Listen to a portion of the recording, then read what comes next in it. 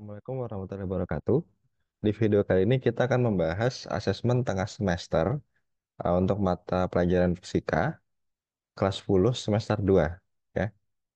Jadi kita mulai dulu dari soal nomor 1. Kelapa bermasa 1,8 kilogram dijatuh dari ketinggian 3 meter. Jika percepatan gravitasinya 10 meter per sekon kuadrat, maka energi kinetik kelapa saat ketinggian 0,75 meter dari tanah sebesar.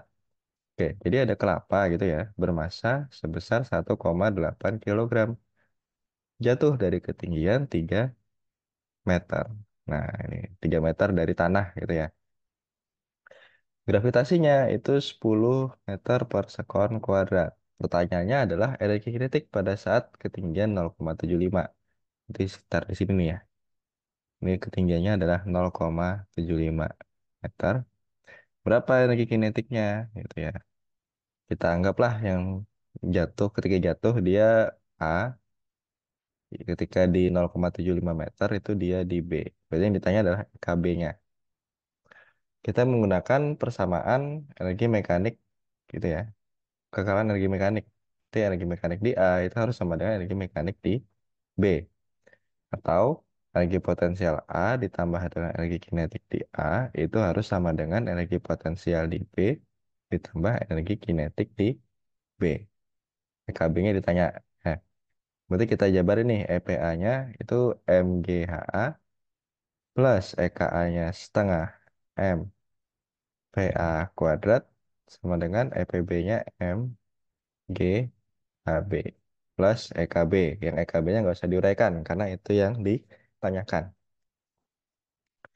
Oke, MGHA berarti M-nya 1,8, G 10, HA-nya adalah 3 ya. Ketinggian pada titik A itu 3 meter plus setengah M, M-nya tadi berapa? 1,8 ya. PA-nya itu adalah berapa nih? Jatuh dari ketinggian. Oke, dijatuhkan saja. Berarti anggap saja kecepatan di A itu kita bisa katakan eh, itu nol VA-nya ya. VA-nya itu nol. Karena dia jatuh biasa saja gitu ya, bukan dilemparkan gitu. Maka VA-nya 0 meter per sekon. Berarti VA-nya 0 kuadrat. Otomatis sih nanti hilang. Karena semua angka yang dikalikan nol ya nol gitu ya. Itu sama dengan MGHB. Berarti 1,8. G-nya 10, HB-nya berapa tuh? 0,75 ya, plus EKB. Sekarang dikalikan, 1,8 kali 10 kali 3. Berarti 54 ya. 54 itu sama dengan 1,8 kali 10 kali 0,75. Itu berapa ya? 13,5 ya. 13,5 plus EKB. Maka EKB-nya berapa? EKB-nya adalah 54 dikurangi dengan 13,5. Kan menghasilkan 40. Sorry, bentar.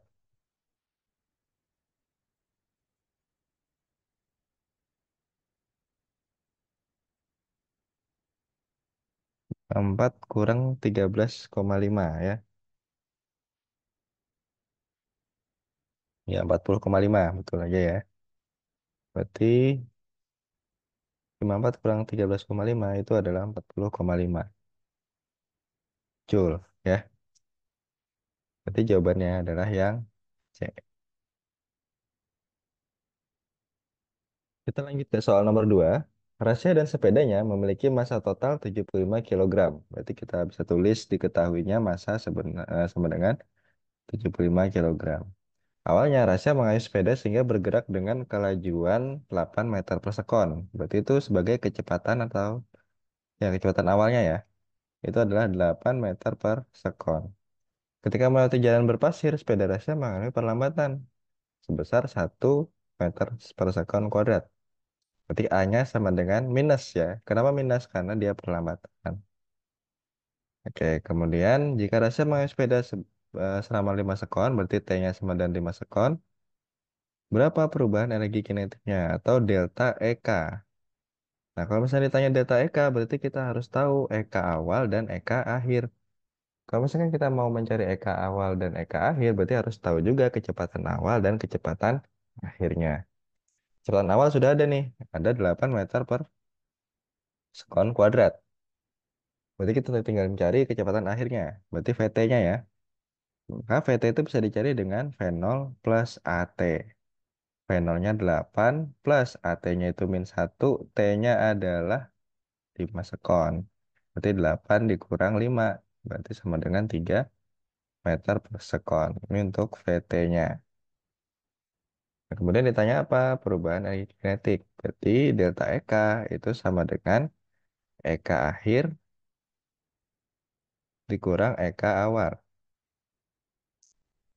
Atau setengah M VT kuadrat dikurang setengah M V0 kuadrat.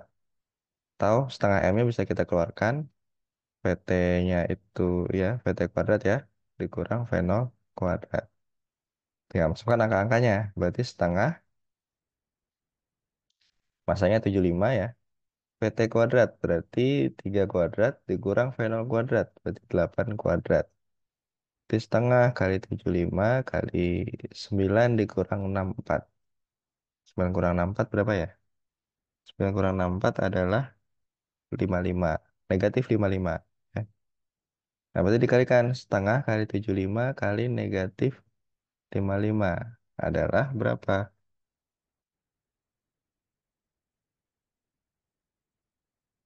Minus 2662,5. 2062,5 Joule ya. Oke, maka jawabannya adalah yang B. Oke.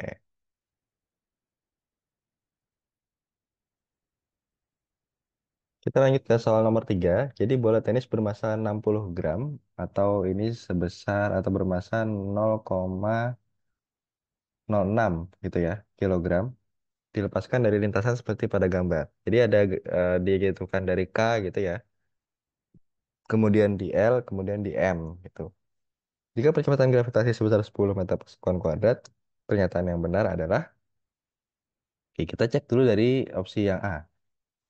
Energi mekanik di titik L sebesar 2,5 Joule. Oke. Energi mekanik di L itu harusnya sama dengan energi mekanik yang di K, kan? Itu adalah karena hukum kekalahan energi mekanik. Nah, energi mekanik di K itu bisa dicari dengan apa? Energi mekanik di K ditambah energi potensial di K ditambah energi kinetik di K. Nah, energi potensialnya berapa? Tinggal masukkan MGHK gitu ya. Ditambah energi kinetik di K. Karena dia dilepaskan dari lintasan ini tanpa dilempar, maka dia tidak punya kecepatan atau V awalnya atau VK-nya itu 0 meter per sekon. Sehingga menyebabkan apa? Sehingga menyebabkan EK-nya juga akan bernilai 0 Joule. Maka ini 0 ya. Berarti sama dengan massanya adalah 0,06, gravitasi 10, HK-nya itu berarti dari atas sampai bawah. Berarti 240 tambah 80 adalah 320 cm atau 3,2 meter. Itu dikali 3,2. Maka jawabannya adalah 1,92. Itu adalah energi mekanik di M. Maka jawaban yang A salah. Kemudian yang B, energi kinetik di titik L sebesar 1,92. Oke. Sekarang kalau misalkan ditanya energi mekanik di L itu kan berarti sama dengan energi potensial di L ditambah energi kinetik di L. Kalau pertanyaannya ada energi kinetik di L, berarti sama dengan energi mekanik yang di L dikurang energi potensial di L. Mekanik di L tadi berapa? 1,92. Kemudian potensial di L bisa dicari nggak? Bisa. Berarti pakai MGHL. Jadi 1,92 dikurang masanya adalah 0,06, gravitasi 10, HL-nya adalah ketinggian 80 cm atau 0,8 ya. 0,8. Berarti 1,92 itu dikurang dengan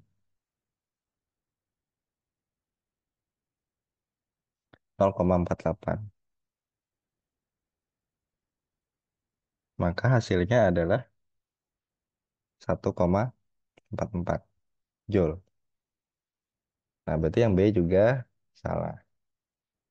Bahwa kinetik di L adalah 1,92. Yang benar adalah 1,44 Joule. Kemudian yang C, energi kinetik di M sebesar 1,44 Joule. Oke, kalau misalnya kita lihat ya, di titik M itu tidak memiliki ketinggian. Otomatis potensialnya juga nol. Ya. Maka bisa ditulis juga bahwa energi mekanik di M itu hanya sama dengan energi kinetik di M itu. Karena potensialnya tadi nol gitu ya. Harusnya ada nih potensial. Tapi karena dia nol, karena tidak punya ketinggian, maka hanya energi mekanik di M itu adalah energi kinetik di M juga. Atau bisa dibalik, energi kinetik di M adalah energi mekanik di M. Di mana energi mekanik di M itu juga sama dengan energi mekanik di L. Ya, energi mekanik di L, yaitu sebesar 1,92 Joule. Apakah benar jawabannya? Tidak, karena harusnya 1,92. Kalau di opsinya 1,4. Oke, berarti kita ke yang D, ya. Perbandingan energi kinetik di L dan M adalah 3:4. Sekarang kita bandingkan energi kinetik di L dibanding energi kinetik di M. Berarti energi kinetik di L adalah berapa tadi? 1,44. Energi kinetik di M itu adalah 1,92. Kalau misalkan dibandingkan, itu adalah 0,75. Nah, 0,75 itu kan 3/4 ya. Berarti benar nih, 3:4. Gitu ya. Maka jawaban yang benar adalah yang D.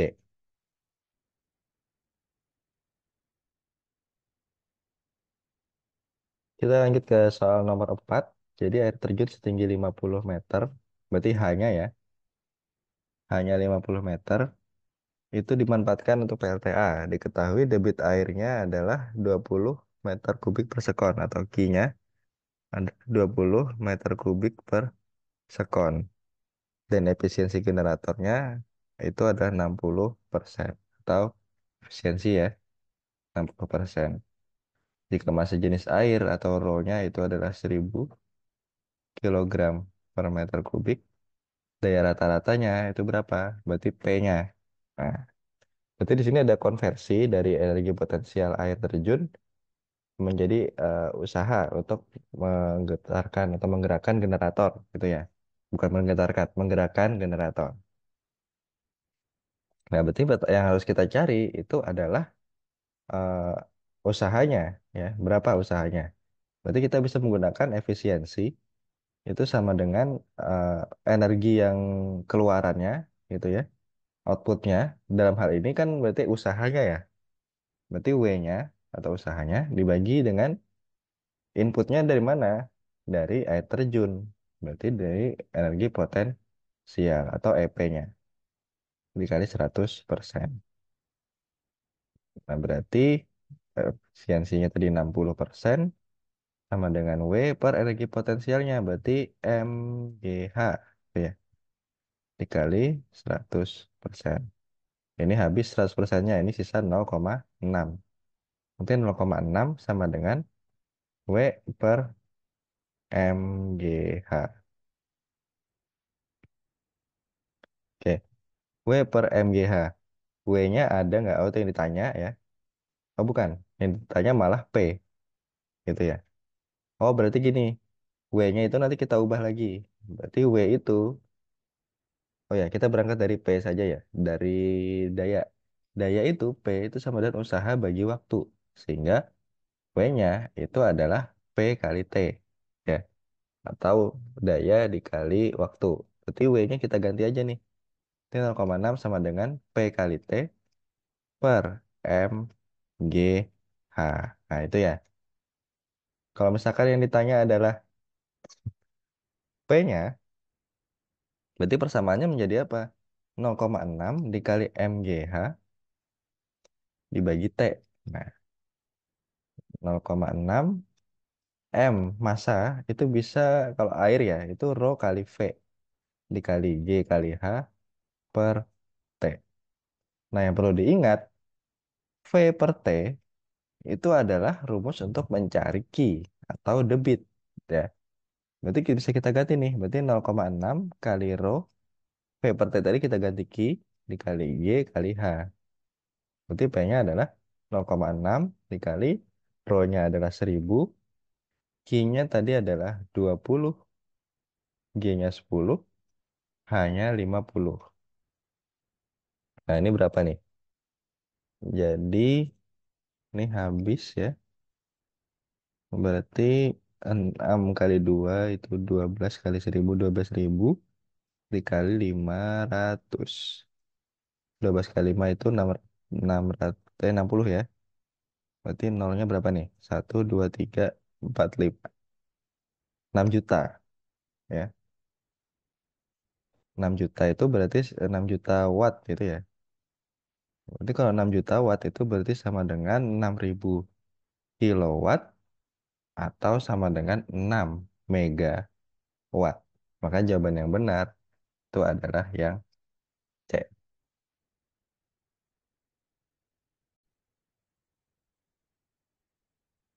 Kita lanjut ke soal nomor 5. Kompor listrik 1000 watt digunakan selama 15 menit untuk memasak air sebanyak 2,5 kilogram. Saat dimasak, air mengalami perubahan suhu sebesar 80 derajat Celcius. Jika kalau jenis airnya 4200 Joule per kilogram derajat Celcius, energi yang hilang selama pemanasan sebesar. Oke, jadi kompor listriknya itu memiliki daya atau P-nya sebesar 1000 watt. Ya. Kemudian digunakan selama 15 menit, berarti T-nya sama dengan 15 menit. Atau kalau dikonversi menjadi detik, berarti dikali 60. Ya, berarti 900 detik. Ya. Airnya yang dimasak sebesar atau bermassa 2,5 kilogram. Saat dimasak, air mengalami perubahan suhu sebesar 80 derajat Celcius atau delta T-nya sama dengan 80 derajat Celcius. Kemudian kalori jenis airnya 4200 Joule per kilogram derajat Celcius. Energi yang hilang selama pemanasan adalah berapa? Oke, berarti kita cari dulu nih energi listriknya. Energi listriknya berarti itu sama dengan apa? W-nya ya. W itu sama dengan P kali T. Nah, berarti P-nya 1000, T-nya 900. Berarti sama dengan 900 ribu Joule untuk energi listriknya. Nah, sekarang kita cari kalornya. Energi kalornya, energi panasnya gitu ya. Berarti Q-nya itu sama dengan M C delta T. Masanya 2,5, C-nya 4200, delta T-nya 80. Berarti 2,5 kali 4200 dikali 80 itu hasilnya adalah 840.000 Joule. Nah, jadi kan kalau misalnya pada kasus ini itu kan energi listrik dikonversi menjadi energi apa? Panas gitu ya. Nah, sedangkan di sini energi listriknya 900.000 ternyata kalornya adalah 840.000 aja. Maka energi yang hilang gitu ya. Energi yang hilang itu adalah selisih antara keduanya. Berarti 900.000 dikurang 840.000 atau 60.000 Joule ya atau 60 kilo Joule. Maka jawabannya adalah yang